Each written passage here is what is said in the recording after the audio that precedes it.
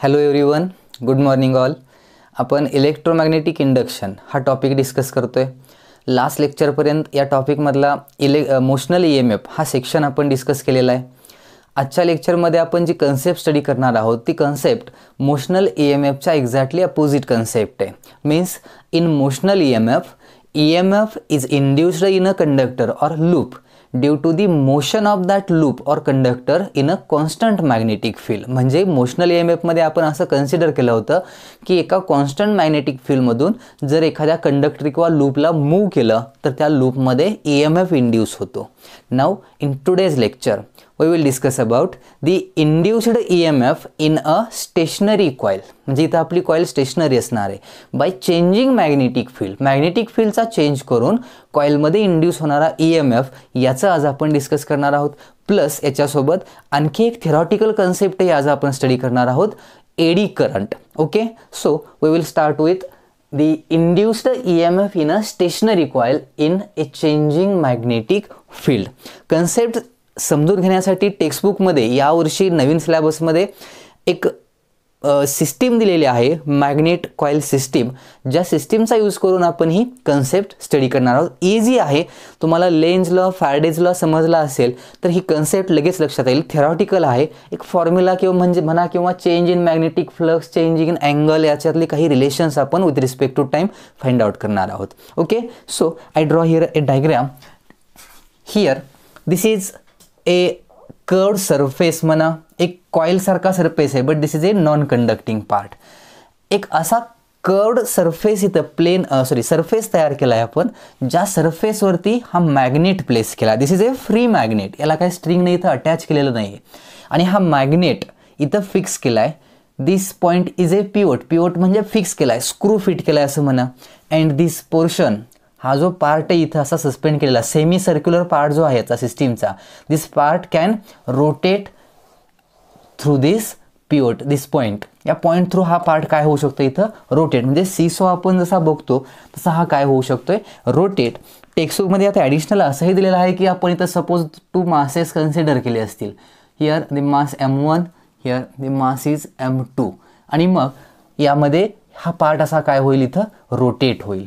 Magnet फिक्सच आहे पण हा पूर्ण सिस्टीमच अशी काय होते रोटेट होते. लक्षात आलं. नंतर here this is our coil, एक सॉलिनॉइड टाईप वायर आहे, कंडक्टिंग वायर. त्याचे नंबर ऑफ काय केलेत आपण टर्न्स तयार केलेत आणि एक कॉईल तयार केले. इकडं पुढं एक सर्किट असणार आहे, ते मी तुम्हाला नंतर सांगतो. म्हणजे याच्या ॲक्च्युली पुढचं एक पार्ट आहे कपॅसिटर, एक डायोड यूज करून AC ला DC मध्ये कन्वर्ट करायचं ते सर्किट यूज करणार आहे आपण. सो दिस इज अवर एक coil. Now fan this part is rotated, याला ज्यावेळी आपण असं रोटेट केलं, दिस magnet passes through this coil. हा मॅग्नेट जो आहे इथं अशी एक सिलेंड्रिकल कॉईल आहे, सॉलिनॉइड आहे. आणि मग याला जर आपण इकडं असं काय केलं मूव्ह केलं म्हणजे रोटेट केलं, हा मॅग्नेट जो आहे असा त्या सॉलिनॉइडच्या आतून काय होतोय पास होतोय. मग तो इकडून बाहेर येणार, इकडं जाईल, रिटर्न आणलं, परत तो मॅग्नेट त्या कॉईलच्या आतून इकडं काय होईल पास होईल. या टाईपमध्ये हा सिस्टीमचा सेटअप आहे आपला. आता इथं ॲक्च्युली काय होणार बघा. Suppose magnet makes and angle theta with the horizontal, किंवा याला मीन पोझिशन म्हणूया आपण. ऑसिलेशनमध्ये तुम्ही जी मीन पोझिशन कन्सिडर केले त्या मीन पोझिशनचा हा व्हर्टिकल ॲक्सिस कन्सिडर केला आहे. So here the magnet makes and angle theta with the mean position. आता याला मी स्टार्ट केलं म्हणजे रिलीज केलं. Now magnet starts moving in this direction. या डायरेक्शननं असा मॅग्नेट मूव्ह होईल. We know because of the magnet has 2 poles, north pole, south pole, and the magnetic field of this magnet will be like this. या टाईपमध्ये magnetic field असते. Direction of magnetic field is from north pole to south pole. These are the magnetic field lines. या magnetic फील्डच्या काय आहेत lines आहेत.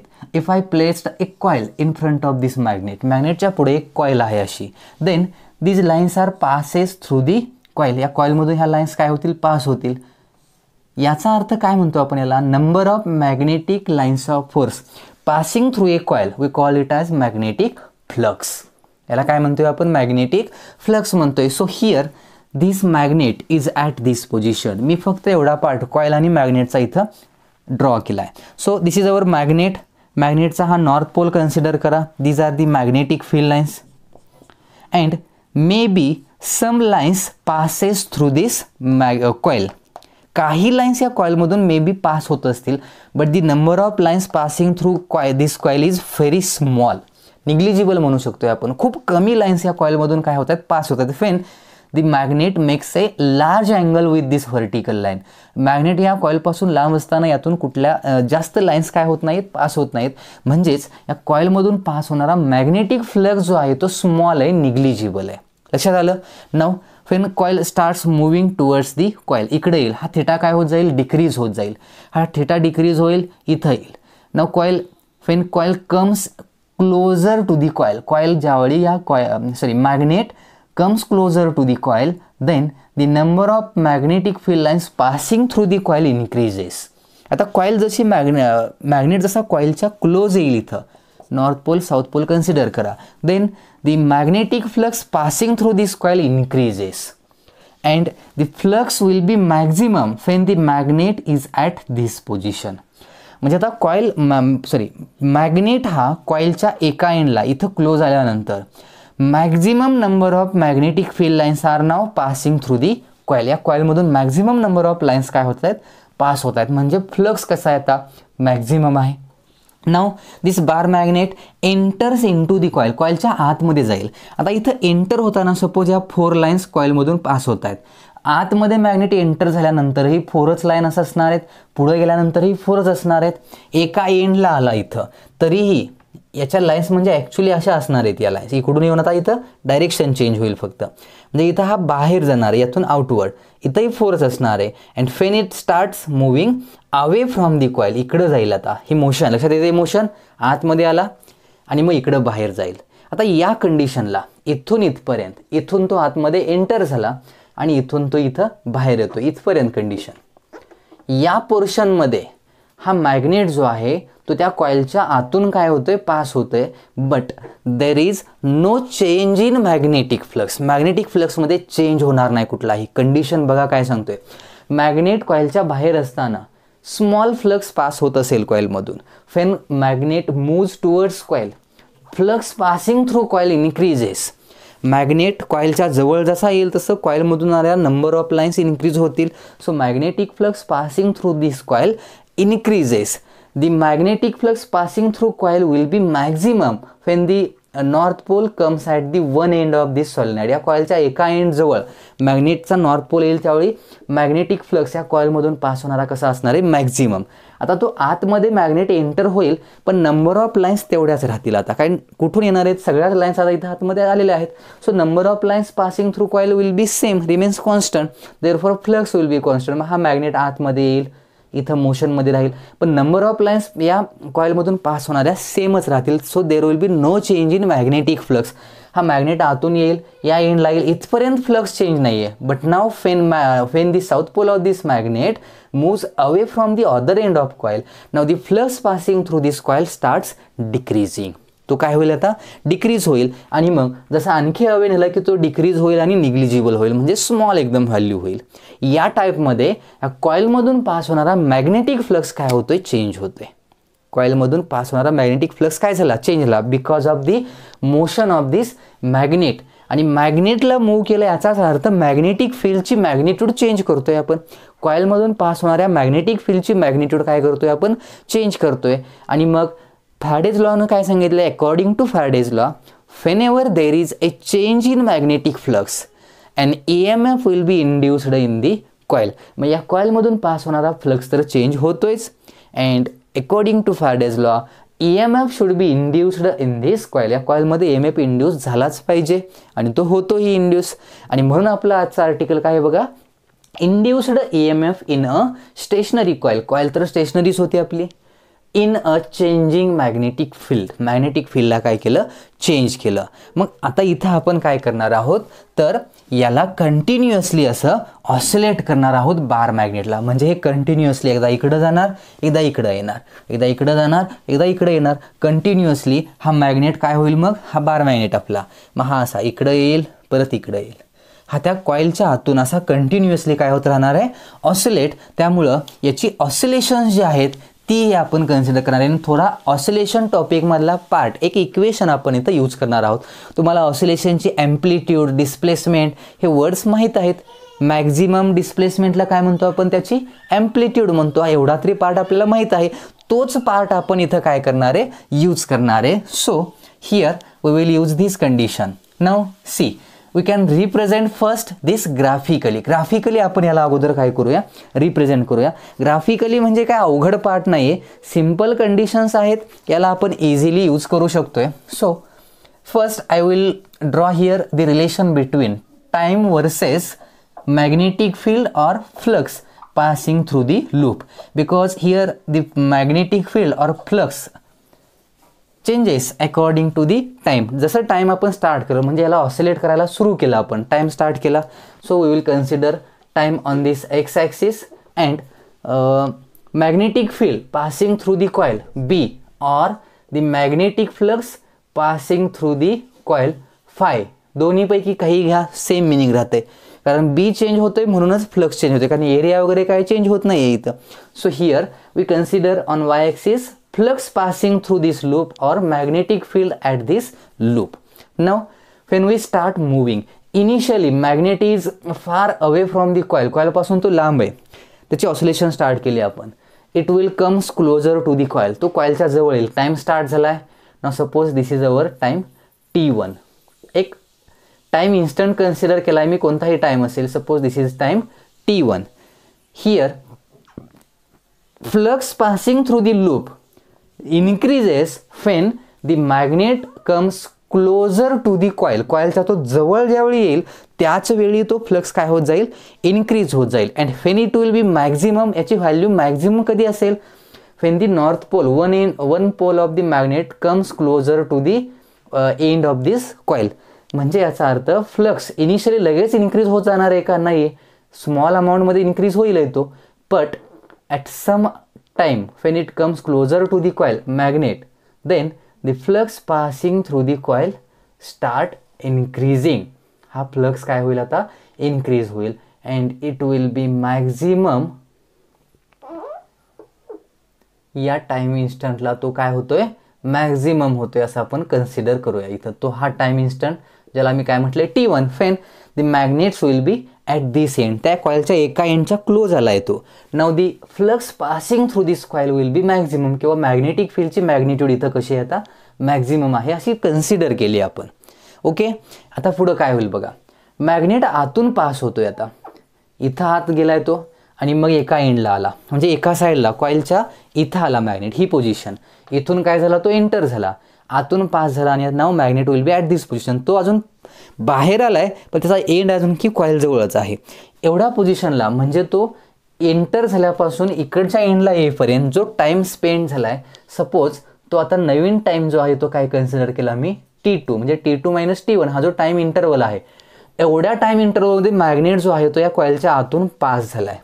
But at this condition when magnet moves through the coil, कॉइलच्या आतून ज्यावेळी magnet pass होतोय, in that case flux और field passing through that coil will remains constant. Constant राहते. काय कॉन्स्टंट राहते सांगितलं मी, तर नंबर ऑफ लाईन्स तेवढ्याच राहतात. So in this region magnetic field or flux through the coil remains constant. इथपर्यंत तो काय राहील, कॉन्स्टंट राहील. आणि मग या टाइम इंटरवल नंतर T2 नंतर म्हणजे इथून पुढं when magnet starts moving away from coil, away जाईल तो, the flux passing through the coil again starts decreasing. तो क्लोजला असताना लार्ज असतो आपल्याला माहिती आहे, आणि जसं अवे जाईल तसं फास्टमध्ये काय होईल, फ्लक्स हा काय हो जाईल, इकडं डिक्रीज होईल. आणि मग नंतर कधीतरी तो निग्लिजिबल म्हणजे झिरोही होईल या टाईपमध्ये. लक्षात आलं. या टाईपमध्ये इथं आपला फ्लक्स जो आहे किंवा मॅग्नेटिक फील्ड आहे कॉइलमधून पास होणारी, ती काय होते, चेंज होते. समजून घ्या. याच्यावरून आपल्याला आता समजून घ्यायचं आहे की याच कॉइलमध्ये इंड्यूस होणारा EMF आपण कसा प्लॉट करू शकतोय विथ रिस्पेक्ट टू टाइम. आता मी इथं प्लॉट करतोय EMF versus time, induced EMF in a coil versus time. EMF काय इंड्यूस होतं याचं रिझन कळालं, Faraday's law, E equal to d∅/dt. This is the Faraday's law. Whenever there is change in magnetic flux associated with a coil, EMF will be induced in the coil. या कॉईलमधून pass होणारा EMF ह्या मॅग्नेटच्या ऑसिलेशन्समुळे induce flux change होतोय, flux change झाला म्हणून EMF induce होतोय. So हा जो इंड्यूस होणारा EMF आहे कॉईलमधला, तो EMF प्रत्येक वेळी इंड्यूस होईलच असं नाही, त्याचं ग्राफिकल व्हेरिएशन कसं असेल. मग इंड्यूस्ड EMF निगेटिव्ह पॉझिटिव्ह असतो, कारण करंट एकदा क्लॉकवाईज एकदा अँटी क्लॉकवाईज इंड्यूस होतो. डायरेक्शन आधी लक्षात ठेवा, कशी फाइंड आउट करायची. When magnetic flux passing through coil increases, Lenz लॉमध्ये सांगितले आपण. When magnetic flux passing through coil increases, the direction of induced current is anti clockwise. आणि आपण असं करूया, अँटी क्लॉकवाईजला निगेटिव्ह करंट कन्सिडर करूया, मग क्लॉकवाईजला पॉझिटिव्ह करंट. आता अँटी क्लॉकवाईज म्हणजे फ्लक्स इन्क्रीज होण्याची कंडिशन, त्यावेळी EMF निगेटिव्ह म्हणजेच करंट निगेटिव्ह, आणि फ्लक्स डिक्रीज होण्याच्या कंडिशनला आपण क्लॉकवाईज करंट कन्सिडर करणार, EMF positive. Now when magnet moves towards coil, flux passing through coil increases, ही कंडिशन लक्षात आलं. आणि मग कॉईलमधून पास होणारा फ्लक्स जर इन्क्रीज होत असेल तर त्याच्यामध्ये इंड्यूस होणारा EMF जो आहे तो निगेटिव्ह असेल. मी सांगितलं अँटी क्लॉकवाईज करंट इंड्यूस होतो, निगेटिव्ह घ्या त्याला. So here the induced EMF, हे 2 टाइम इंटरवल मी आहे असं प्लॉट करतो इथं. हे आपले 2 time interval, this is our T1 and this is T2. Now initially flux change हा खूप स्मॉल आहे, त्यामुळे इंड्यूस्ड EMFची व्हॅल्यू स्मॉलच असणार आहे. आणि मग लार्ज फ्लक्समध्ये जो चेंज होणार आहे कधी, ज्यावेळी कॉईल मॅग्नेटच्या क्लोज येईल. So here there will be large change in magnetic flux induces large amount of EMF, म्हणजे EMFची व्हॅल्यू लार्ज असेल. So EMF will be induced in the coil, कॉईलमध्ये EMF काय होईल आता, इंड्यूस होईल. And the maximum value of this induced EMF, ह्या induce झालेल्या EMFची जी मॅक्झिमम व्हॅल्यू असणार आहे, that maximum value will be say E0. Maximum व्हॅल्यूला काय म्हटलं आपण, पीक व्हॅल्यू म्हणायचं याला. कसली व्हॅल्यू झाली ही, पीक व्हॅल्यू. मॅक्झिमम EMF एवढा काय होईल, इंड्यूस होईल, म्हणजे कॉईल इथं येईपर्यंत. आता आतमध्ये बघा, नंतर ती जशी आतमध्ये एंटर होईल तशी EMFची इंड्यूस्ड EMF परत झिरोला जाईल. का झिरोला जाईल सांगा इंड्यूस्ड EMF इथं परत, because when this magnet moves through the coil, कॉईलच्या आतून ज्यावेळी हा मॅग्नेट मूव्ह होईल, then there will be no change in magnetic flux. Flux आहे त्यातून पास होणारा, but it was not changing. Magnetic flux किंवा फील्ड काय होत नाही या रिजनमध्ये, चेंज होत नाही आहे. अँड जर मॅग्नेटिक फील्ड चेंज नाही झाली, then there will be no EMF induced in the coil. कॉईलमध्ये EMF इंड्यूसच होणार नाही, कारण फ्लक्स चेंज होणार नाही. म्हणजे एवढ्या पोर्शनमध्ये फ्लक्स चेंज होतोय का, नाही होत, मग EMF इंड्यूस होणार नाही. म्हणजे इथून इथपर्यंत EMFची व्हॅल्यू झिरोच राहणार आहे, म्हणजे हा ग्राफ इथं झिरोवरून जाईल. आता T2च्या क्लोज आल्यानंतर इथं काय होईल बघा. Now flux starts decreasing, flux passing through the coil started decreasing, and according to Lenz's law, when flux passing through coil decreases, clockwise current will be induced, and if there is a clockwise current we consider it as positive, so EMF will be positive. म्हणजे इथं आता काय होईल, positive EMF induce होईल. आणि लगेच परत तो मॅग्नेट जसा इथून कॉईलपासून अवे जाईल तसं परत डिक्रीज होत जाईल, झिरो होईल. इंड्यूस्ड EMFची व्हॅल्यू ही परत काय होईल, झिरो होईल. It will be again zero. आणि मग ही मॅक्झिमम EMFची व्हॅल्यू, काय व्हॅल्यू याची इथं असेल, प्लस E0, इथं असेल मायनस E0. म्हणजे इथं अशा पीक व्हॅल्यूज मिळतात. This is the graphical variation of induced EMF in a coil with respect to time. या टाईपमध्ये हे काय झालं, ग्राफिकल व्हेरिएशन झालं. पीक लक्षात आले, ज्यावेळी मॅग्नेट कॉईलच्या क्लोज येतोय त्यावेळी सडनली लार्ज EMF कॉईलमध्ये काय होतं, इंड्यूस होतो, करंट इन्क्रीज होत जातो. आणि मग मॅग्नेटच्या आतमध्ये एंटर होत असताना again EMF will becomes zero because of the constant magnetic flux. Magnetic flux constant असल्यामुळं इथं इंड्युस्ड EMFची व्हॅल्यू परत काय होते, झिरो होते. आतून पास होत असताना मॅग्नेट EMF इंड्यूस होत नाही, पण मॅग्नेट जसा बाहेर येईल कॉईलमधून, then the flux passing through the coil starts decreasing and a current or EMF will be induced in the opposite direction. म्हणजे ही अपोजिट डायरेक्शन झाली. Okay, clockwise, anti clockwise current, clockwise current. या टाईपमध्ये EMF जो आहे तो या कॉईलमध्ये काय झाला, इंड्यूस झाला. लक्षात आलं काय होतंय. आणि मग इथं बार मॅग्नेट कंटिन्युअसली काय होईल, असा ऑसिलेट होईल आणि आपल्याला अशा पीक EMFच्या व्हॅल्यूज मिळतील. पीक EMF म्हणजे हा पीक झाला, मॅक्झिमम व्हॅल्यू त्याला काय म्हणायचं, पीक व्हॅल्यू. असे पीक्स मिळतात आणि मग त्यातून असे करंट फ्लो होतील. एकदा करंट इकडं फ्लो होईल, परत रिव्हर्स फ्लो होईल, परत इकडं फ्लो होईल, clockwise anti clockwise, clockwise anti clockwise असं त्या कॉईलमधून करंट काय होतील, इंड्यूस होतील. लक्षात आलं. करंट कसा इंड्यूस होतोय या कंडिशन तुमच्या लक्षात आलेल्या असतील. ओके, ग्राफिकल व्हेरिएशन हे लक्षात ठेवा. आणि मग इथं काही ऑसिलेशनमधला थोडा पार्ट यूज करून आपण काही रिलेशन्स तयार करणार आहोत. आता रिलेशन म्हणाल तर कोणती, we know according to the Faraday's law. Faraday's लॉवरून आपण जे रिलेशन्स लिहितो, लेन्झ लॉ यूज केलं तर निगेटिव्ह साईन घेतो आपण, नाहीतर मग मॅग्निट्यूड घ्यायची असेल इंड्युस्ड EMFची तर सिम्पली E इक्वल टू काय यूज करतो आपण, E equal to d∅/dt. This is the simple formula for induced EMF. हा फॉर्म्युला यूज करतो आपण. आता या फॉर्म्युल्यामध्ये this is the magnitude of induced EMF. या टाईपमध्ये इंड्युस्ड EMFची काय असते, मॅग्निट्यूड असते. Now here which parameters are changing. Suppose this is the angle theta. Now when the magnet comes closer to the coil, theta decreases. इथं आल्यावर theta किती असेल, mean position म्हणायच्या ऑसिलेशनची. At mean position this angle becomes 0 and again this angle theta starts increasing. magnet इकडे जाईल असा, परत तो इन्क्रीज होईल, परत हा theta काय होईल, डिक्रीज होईल. म्हणजे इथं असं हा मॅग्नेट काय होतोय, ऑसिलेट होतोय. मॅग्नेटची डिस्प्लेसमेंट आणि त्याची ॲम्प्लिट्यूड ह्या सगळ्यांचं रिलेशन सांगणारा एक फॉर्म्युला आहे. आठवतंय बघा तुम्हाला, ऑसिलेशनमध्ये मे बी ह्या कन्सेप्ट झालेल्या आहेत. ॲम्प्लिट्यूड, डिस्प्लेसमेंट आणि अँगल जो दाखवला आहे मी इथं, या थिटामध्ये जर रिलेशन्स घ्यायचे असतील तर याची डिस्प्लेसमेंट जर थिटा कन्सिडर केली आपण, suppose theta is the displacement of this magnet, then this equation for the oscillation can be written as theta 0. Theta 0 stands for amplitude of this oscillation. ऑसिलेशनचे ॲम्प्लिट्यूड म्हणजे काय असते, maximum displacement from mean position. त्याला काय म्हणतो आपण, मीन पोझिशनपासूनची maximum displacement, त्याला काय म्हणायचं, amplitude sine omega t. Sine काय लिहितो आपण, theta equal to theta naught sine omega t. So this is the equation of oscillation. आता या इक्वेशनचा विचार आपण जर या EMFच्या फॉर्म्युलामध्ये करणार असेल, ह्या पॅरामीटरमध्ये फॉर्म्युला कन्वर्ट करायचा असेल तर कन्वर्जन कशी करू शकतो याचा थोडा विचार करा. This theta is not constant. Theta changes with respect to time. टाईमला विथ रिस्पेक्ट टू थिटा काय होतोय, चेंज होतोय. So we can convert this d theta with respect to dt. d∅/dt फॉर्ममध्ये कन्वर्ट केलं तर या फॉर्म्युल्यात आपण त्याला थोडं ॲड करू शकतोय. So for that purpose I will make here some changes.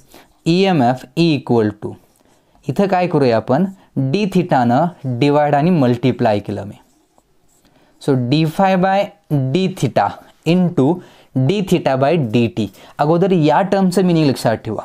d∅/d theta, change in theta, change in the value of theta changes the magnetic flux passing through this coil. आता हीच कन्सेप्ट जर घ्यायची असेल, when this magnet will be at mean position इथं असेल तर थिटाची value काय असणार आहे, 0 असणार आहे. आणि थिटाची व्हॅल्यू 0 असेल तर ही टर्म ॲक्च्युली काय होते, 0 होते.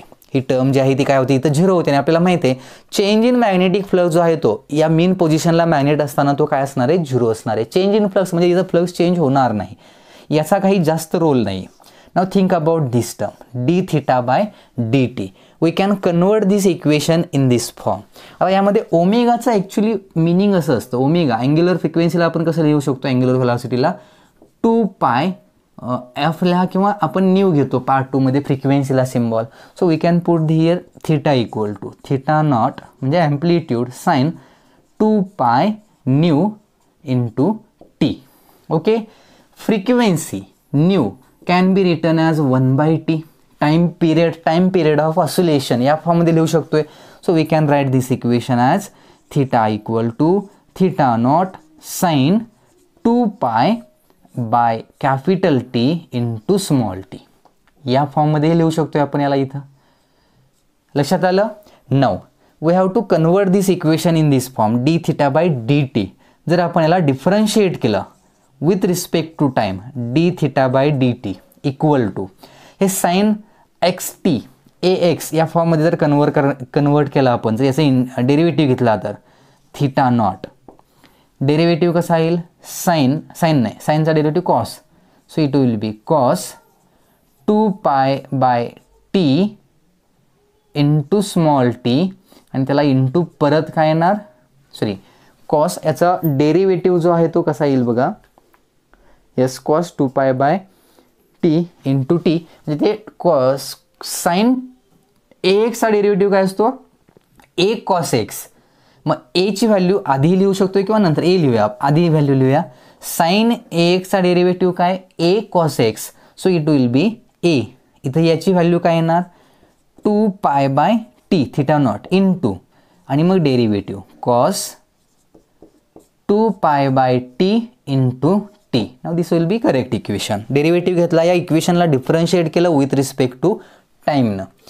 आता ही डी थिटा बाय डी टीची टर्म आपण इथं यूज करू शकतोय, हेच आहे ना d theta by d t, या टर्मला आपण इथं यूज करू शकतोय. So we can write the equation of E M F E equal to like this, E equal to theta naught. What is theta naught, this is the amplitude of that oscillation, मॅग्नेटच्या ऑसिलेशनची काय आहे ती amplitude आहे, into 2 pi by T into cos 2 pi by T capital T into small T. आता E M F जो change होतोय, ईची व्हॅल्यू, ही ई एम एफची व्हॅल्यू चेंज होते आणि ही व्हॅल्यू मॅक्झिमम कधी असेल ईची व्हॅल्यू. मग इथं हे सगळ्या कॉन्स्टंट टर्म आहेत बघा, थिटा नॉट एम्प्लिट्यूड आहे, एम्प्लिट्यूड कॉन्स्टंटच असणार आहे, 2 पाय टी टाईम पिरियड आहे आणि मग ह्या सगळ्या टर्म कॉन्स्टंट आहे. So it this value of E changes according to this value cos theta. हे कॉस्टच्या नुसार व्हॅल्यूज काय होत जातील, चेंज होतील. मग कॉस्टची व्हॅल्यू मॅक्झिमम किती असते, 1 असते. कॉस्टची व्हॅल्यू मॅक्झिमम 1 कधी असते, फेन दिस अँगल विल बी 0. ह्या ब्रॅकेटमधल्या अँगलची व्हॅल्यू किती असेल, ब्रॅकेटमधली टर्म जर 0 असेल म्हणजे कॉस 0ची व्हॅल्यू 1 असते आणि ती मॅक्झिमम व्हॅल्यू झाली, म्हणजे हे किती पाहिजे, 0 पाहिजे. Then we can say that this induced E M F will be maximum. आणि मग मॅक्झिमम ज्याला आपण पीक व्हॅल्यू म्हटलंय, ई नॉट व्हॅल्यू लिहिले बघा इथं मी, मॅक्झिमम व्हॅल्यू जी आहे that maximum value E naught will be written as theta naught into 2 pi divided by T. लक्षात आलं, काही चुकलं का आपलं बघा, सॉरी हे ई नाही, हे D theta by d T होतं इक्वेशन. ओके, त्यामुळे हे टर्म चुकत आहेत. So this d theta by d T has a maximum value when this bracket has 0 value. याची व्हॅल्यू 0 असेल तर मग याची व्हॅल्यू काय असेल, मॅक्झिमम असेल. आणि मग ही मॅक्झिमम व्हॅल्यू जर आपण पुट केली या इक्वेशनमध्ये ई एम एफ इंड्युस्डच्या E equal to d theta by d t, या इक्वेशनमध्ये ही जर maximum value d theta by d टीची पुट केली तर आपल्याला मॅक्झिमम ई एम एफचे इक्वेशन मिळेल. E naught will be equal to, ईच्या ऐवजी मी ई नॉट लिहिलं म्हणजे कसला E M F, maximum E M F induced in the loop. E naught will be equal to, first term तिथली आहे अशी लिहितोय मी, d phi by d theta. Okay, याची व्हॅल्यू कशी असणार आहे, मॅक्झिमम असणार आहे. चेंज जो आहे मॅग्नेटिक फ्लक्समधला तो मॅक्झिमम असणार आहे into D theta by d T, तिथं इक्वेशनमध्ये आहेच, त्याची व्हॅल्यू मी मॅक्झिमम पुट करतोय. कॉस 0 कन्सिडर केले आणि आपल्याला माहिती आहे मॅग्नेट ज्यावेळी असा क्लोज असेल कॉइलच्या त्यावेळी लार्ज मॅग्नेटिक फ्लक्स चेंज असणार आहे. आणि मग तो जो लार्ज चेंज आहे तो कधी, थिटाची व्हॅल्यू मिनिमम असताना, 0च्या क्लोज असताना, नॉट एक्झॅक्टली 0 बट 0च्या क्लोज असताना ती व्हॅल्यू काय असते, लार्ज चेंज असतो. आणि मग इंड्युस्ड ई एम एफची value large. So we can write this as theta naught into 2 pi by T and this is the maximum E M F induced in the coil. Peak value म्हणायचं, E M एफची कसली value, पीक value. असं एक relation तयार होतंय ऑसिलेशनच्या फॉर्ममध्ये. त्या मॅग्नेटचं काय, ऑसिलेशन. काही न्यूमरिकल्समध्ये तुम्हाला हे यूज करावं लागू शकतं, जास्त न्यूमरिकल नाही आहेत या कन्सेप्टवरती. थेरीच्या बुकमध्ये हा पार्ट यावर्षी नवीन ॲड केला आहे थोडा, त्यामुळे एक्सप्लेन केला आहे मी. याआधी हा पार्ट जास्त एक्सप्लेन केला जात नव्हता कारण तुम्हाला जास्त दिसणारही नाही. पण लक्षात ठेवा, आता आलाय थेरीत म्हणजे याच्यावरती क्वेश्चनही तयार होतील, क्वेश्चन येणारही एक्झामला. मग त्यावेळी हा सगळा थेरॉटिकल पार्ट माहीत असेल तर ऑसिलेशनच्या फॉर्ममध्ये तुम्ही इथं ई एम एफ जो आहे इथल्या टर्म्समध्ये, डिस्प्लेसमेंट टाईम पिरियडच्या टर्ममध्ये तुम्ही या कॉइलमध्ये इंड्यूस होणारा ई एम एफ कॅल्क्युलेट करू शकताय. लक्षात येते. आता यात एक आणखी पार्ट होता जो मी एक्सप्लेन केलेला नाही आणखी, तो पार्ट असा आहे. हा पार्ट सगळा लक्षात आला असेल, फॉर्म्युले कसे डिराईव्ह होतात सोपे आहेत, कंडिशन्स आहेत आणि हे जर तुम्ही ऑसिलेशनमध्ये स्टडी केलं असेल तरच कळणार आहे. ऑसिलेशनचे इक्वेशन, ॲम्प्लिट्यूड म्हणजे काय, अँग्युलर फ्रिक्वेन्सी, टाईम पिरियड, हा सगळा पार्ट लक्षात येईल. आता या कॉईलमध्ये इंड्यूस होणारा जो EMF आहे त्याचं थोडं ॲप्लिकेशन लेवलला विचार केला की एक सर्किट डायग्राम दिलेली आहे टेक्स्टबुकमध्ये. सर्किट कसं आहे बघा, हीच कॉईल आहे जी इथे मी ड्रॉ करतोय. This is our coil in which EMF will be induced. इथे एक रेजिस्टर यूज करतोय मी. I connect here a diode, PN junction diode. इथं काय केला मी, कनेक्ट केला. And a capacitor will be connected at this point. या पॉईंटला कपॅसिटर काय होईल, कनेक्ट होईल. Okay, this is the circuit. Okay, आता यात सर्किट कनेक्ट केलं इथं. याच्या अक्रॉस जर आपल्याला व्होल्टेज जर मेजर करायचं असेल, voltage across the capacitor, then we can connect here a volt meter also. इथं एखादा व्होल्ट मीटर आहे, आपण काय करू शकतोय, कनेक्ट करू शकतोय to measure the potential difference or voltage of this capacitor. C म्हणूया आपण याला. हा डायोड आहे, दिस इज अवर रेजिस्टन्स, आणि एक कॉईल प्लेस केले मी इथं. Now when we start oscillations of this magnet, मॅग्नेटला ऑसिलेट करायला सुरुवात केली आपण, त्यावेळी या कॉईलमधून पास होणारा जो करंट फ्लक्स आहे तो चेंज होईल. And because of that change in magnetic flux EMF will be induced in the coil. कॉईलमध्ये EMF इंड्यूस होईल. EMF इंड्यूस झाला म्हणजे एक इमॅजिनरी सेल तयार झाला आणि त्यामुळं करंट फ्लो होईल. आणि सपोज एक सायकल इथं काय होते, फ्लो होते. आता करंट इंड्यूस होताना डायोडचं हे टर्मिनल P टाईप आणि हे काय असतं, N टाईप असतं. नाव व्हेन सपोज फर्स्ट सायकल जी आहे ती इकडं अशी फ्लो होते, करंट असा काय होतोय, फ्लो होतोय. याचा अर्थ इकडं फ्लो होतोय, करंटची डायरेक्शन अशी म्हणजे पॉझिटिव्ह टू निगेटिव्ह असते. So this diode will B forward biased. Diode कसा बायस होणार, हा फॉरवर्ड बायस, रिव्हर्स बायस सांगितलंय मी तुम्हाला. So this diode will B forward biased and current passes through this diode. आणि हा कपॅसिटर काय होईल, चार्ज होईल. म्हणजे इथं काय होतं, मॅग्नेट पास होताना एक स्मॉल EMF इंड्यूस होईल आणि कपॅसिटर चार्जिंग व्हायला सुरू होईल. मी असं म्हणत नाही की तो फुल चार्ज झालाय, नसेल झाला, पण थोडा चार्ज होईल, कारण थोडा EMF इथं काय झाला, इंड्यूस झालाय त्यामध्ये. नंतर तो रिटर्न येताना, now when it comes again passes through this coil, इथं येताना होईल, पण रिटर्न बाहेर जाताना, अवे जाताना जे दुसरा पीक असतो त्यावेळी करंटची डायरेक्शन चेंज होते हाफ सायकलमध्ये. म्हणजे मॅग्नेट इकडं येतोय, एक पीक आहे EMFचा इंड्यूस झाला, करंट पास झाला, यामध्ये करंट पास झाला, कपॅसिटर स्मॉल अमाऊंटनं काय झाला, चार्ज झाला. मॅग्नेट इथून बाहेर जाताना फ्लक्स डिक्रीज होतो and because of that change in magnetic flux again EMF will be induced in the coil but in opposite direction. म्हणजे आता सपोज करंट जो आहे तो अपोजिट डायरेक्शनने इंड्यूस झाला. Now the current induced current will be in this direction. असा हा current काय झाला, इंड्यूस झाला. आता करंटची डायरेक्शन चेंज झाली, but here this diode will be now reverse biased. आणि मग डायोड रिव्हर्स बायसमध्ये असताना current will not passes through this diode. डायोडमधून करंट काय होत नाही, पास होत नाही. म्हणजे ही सायकल जी आहे ती काय केली जाते, इथं रेक्टिफाय केली जाते. याला आपण half wave and full wave rectifier या पार्टमध्ये स्टडी केलेला आहे. आणि मग कंटिन्युअसली परत तीच प्रोसेस रिपीट, परत त्याच प्रोसेसमध्ये ज्यावेळी डायोड फॉरवर्ड बायसमध्ये असेल त्या प्रत्येक वेळी हा कपॅसिटर काय होत जाईल, चार्ज होत जाईल.